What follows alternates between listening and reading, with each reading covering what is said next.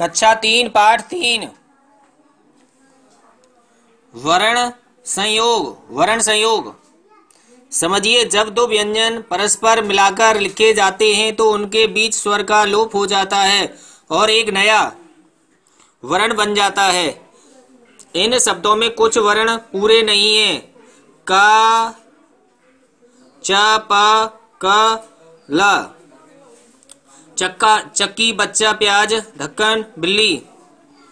इन शब्दों में कुछ वर्ण पूरे नहीं हैं। ये आधे वर्ण हैं तथा ये अपने से अगले वर्ण अक्षर से जुड़ जाते हैं।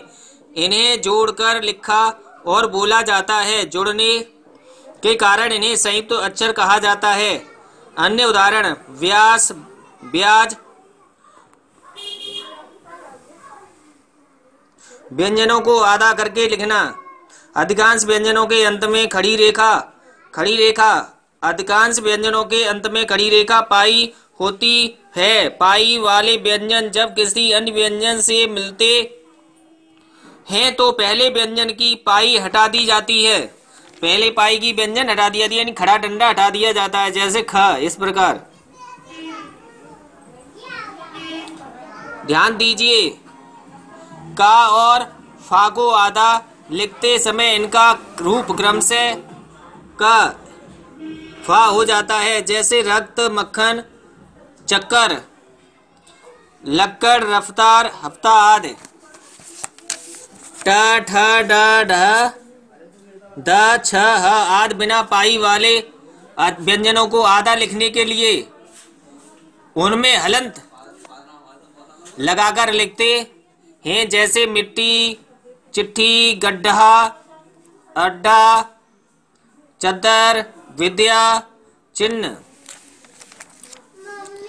जब रा के साथ स्वर नहीं होता तो यह अगले वर्ण के ऊपर लिखा जाता है, जैसे रा हलंत प्लस जा, ज, कर्ज, फर्ज, गर्ग, चर्म।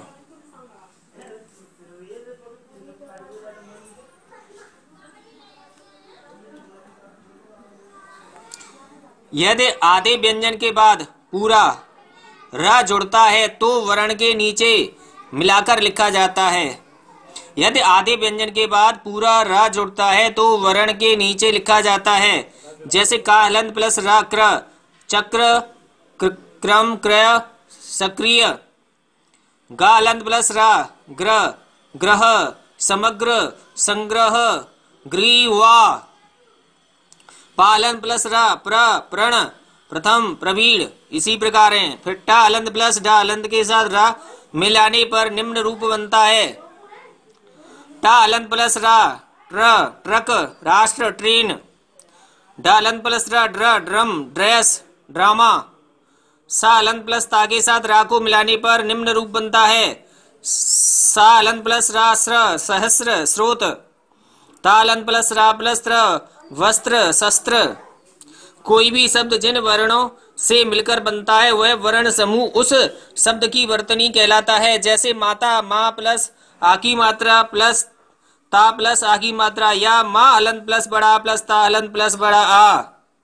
बकरी तो बा प्लस का प्लस रा प्लस री, या बा हलंत प्लस का हलंत प्लस आ प्लस रा प्लस बड़ी ई।